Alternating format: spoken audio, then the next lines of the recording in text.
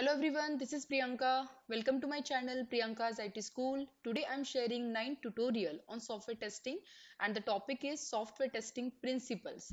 Let's understand testing principles in this tutorial. So software testing is a process of verifying and validating software application to find defects. Testing is not only execution based activity but there are various activities are required while testing an application. So testing should start right from the requirement phase of SDLC and it should continue till the release. Testing should continue till the release of the product. So can I say testing should perform throughout the life cycle? As per V model, as per the SDLC phases, testing should start right from the requirement phase, right?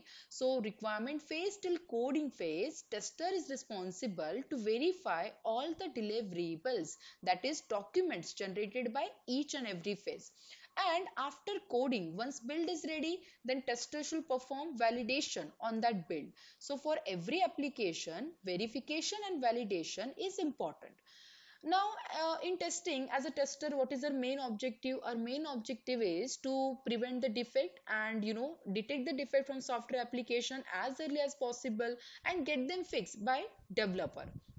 Again, our main objective is provide quality product to the client, right? So quality product to the client, it is important, right? We need to provide every time, we need to test every time, we need to develop and test a proper application which fulfills client need. So that is in terms of quality. So tester is responsible for process improvement task and that is all about quality assurance. Here quality assurance is a process oriented and is concerned with proper execution of entire process. So QA support proper testing. So as per our objective, we need to follow, we need to achieve this each and every the activities in terms of we need to follow some kind of core values of software testing. Those are nothing but testing principles. So what is testing principles? Testing principles are a set of values, set of standards, set of guidelines which we need to follow to perform testing effectively.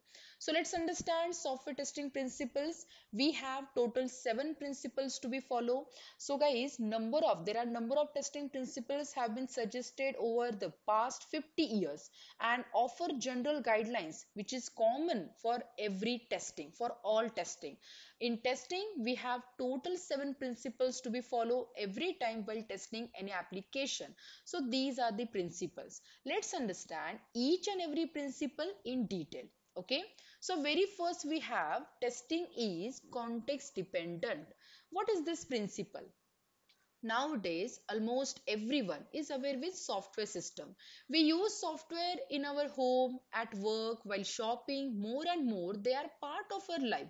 Most people have, have had an experience with software that software did not work as expected. So let's say error on bill, delay in bank transaction process, any website which did not load correctly. So these are the common example of problem that may happen because of software problem. So every time, not all software system carries the same level of risk and not all problem have the same impact when they occur.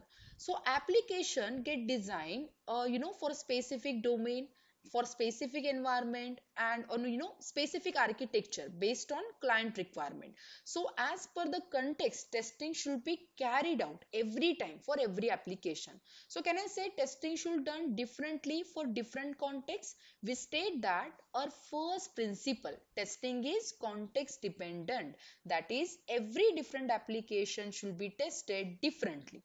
Example, safety critical industrial control software is tested differently from an e-commerce mobile app. Okay, another example, let's say testing testing in agile project is differently than testing in sequential life cycle project. So this is all about testing is context dependent principle where every different application should be tested differently, again as per the context. Okay, second principle we have to follow, that is every time let's say exhaustive testing is impossible. Okay, what is this principle? Exhaustive testing is impossible.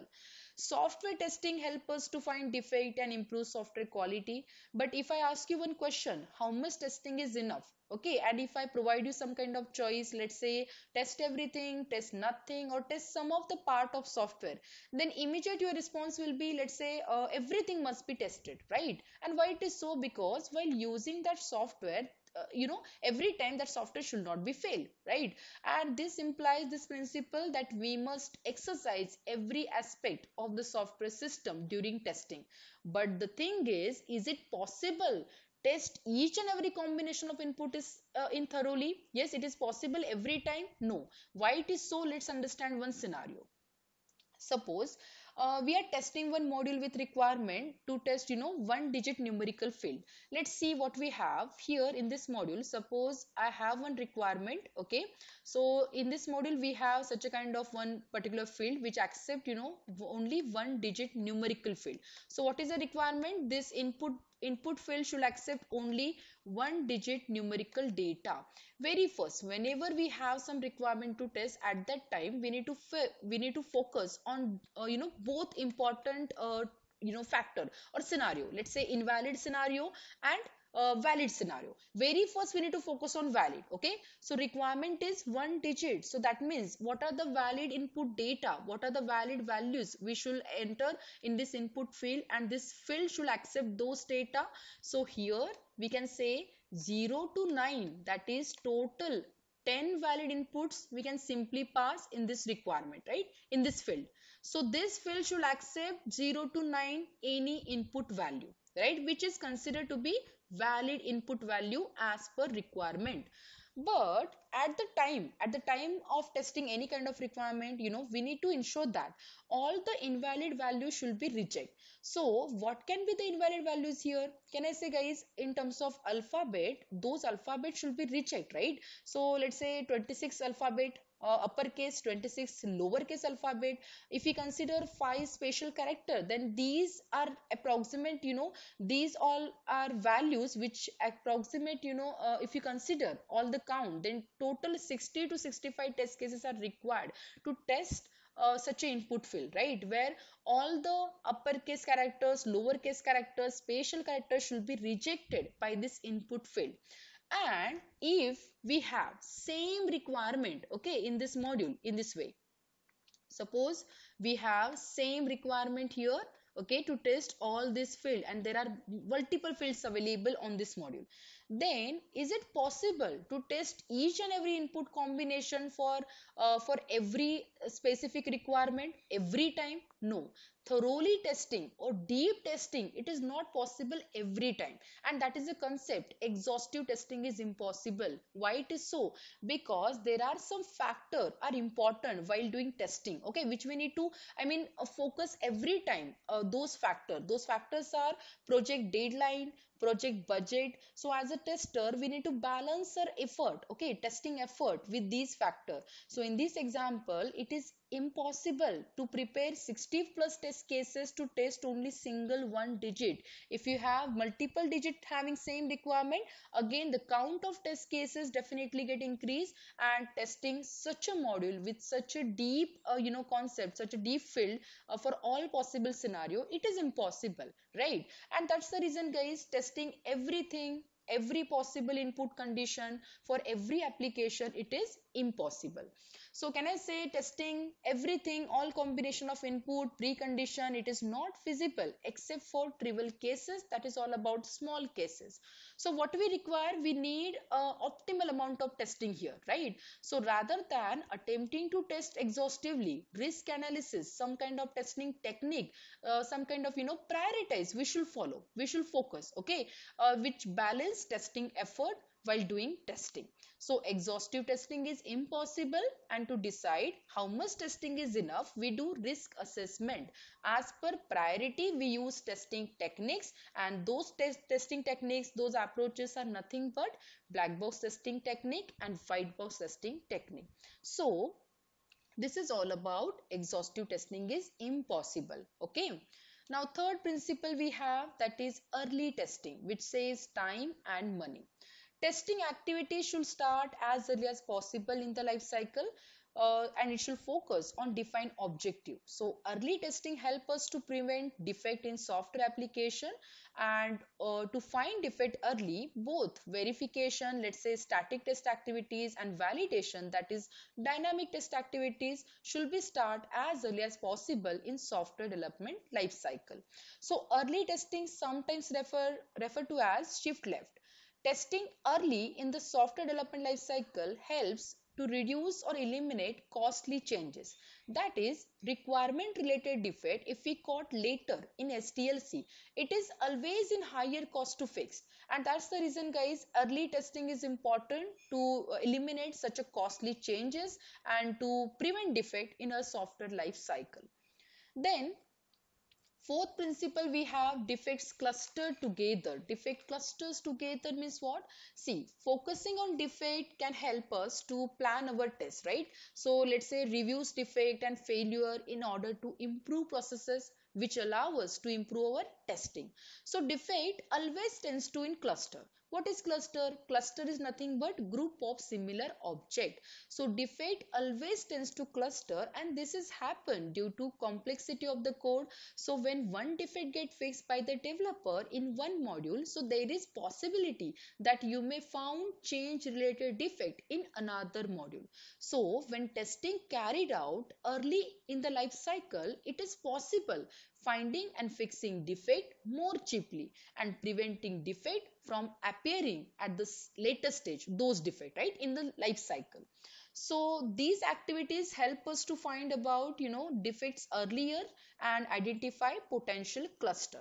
So defect cluster together, this principle state that small number of module may contain large number of defect discovery.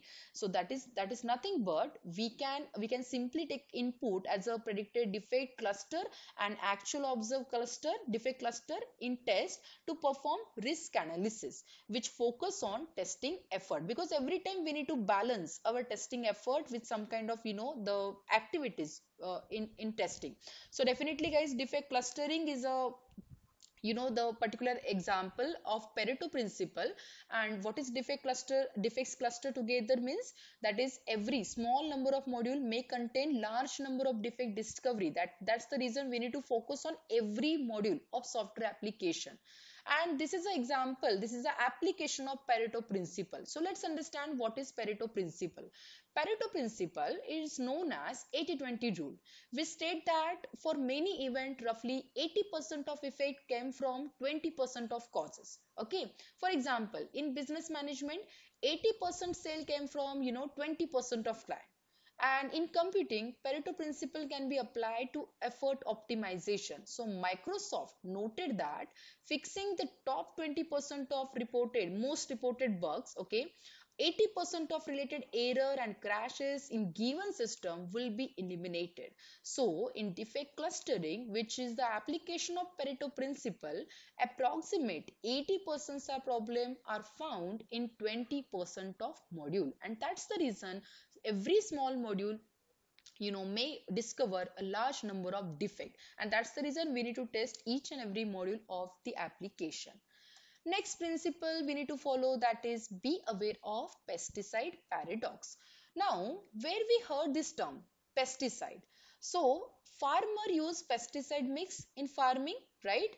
But repetitive use of same pesticide mix to destroy insects during farming will over a time lead to ineffective of pesticide on those insects. And why it is so? There may be possibilities that insect may develop resistance to the pesticide.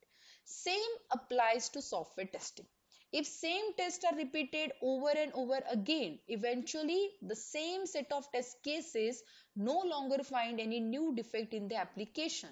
So to overcome this pesticide paradox, to detect new defect, always remember, always we need to do some kind of review process. Okay, that means existing test data, or let's say test cases, we need to be every time we need to update, we need to change, we need to review. Okay, so every time new tests may need to write, okay, may need to return, and test cases need to be regularly reviewed and revised. So every time update something in application, I mean while testing that application, we need to focus on entire requirement, and we don't need to follow, I mean same process. Don't follow same process every time. Every time review your task, okay, update your task. And that's why guys we have this principle, be aware of pesticide paradox, okay. So if you repeat same test again and again over a time, definitely you will not find any new more defect from application. And that's the reason we need to overcome this pesticide paradox by updating our task, by reviewing our task every time. Next principle we have, that is testing shows the presence of defect, not their absence. What is this principle, guys? Testing can shows that defects are present but cannot prove that there are no defects in the application. So whenever we test software application, intention should be same, that is finding defect from application. And that's the reason testing reduce the probability of undiscovered defect remaining in the software. But even if no defect are found, testing is not a proof of correctness. And that means that in testing domain, we can't say that software is correct. Okay, we are not here to prove our software is working correct. Instead of that, what is our main objective? Find defect and fix those defect by developer team. That means it will simply improve our quality, right? Quality of entire software. So testing always shows presence of defect, not their absence. Okay, this is important. Okay, testing always shows presence of defect. We are not here to prove software is correct. We need to identify some defect from software application. And that is all about testing shows presence of defect, not their absence. Now, last principle to be followed, that is absence of error is a fallacy. What is fallacy here? That is mistaken belief. Let's see.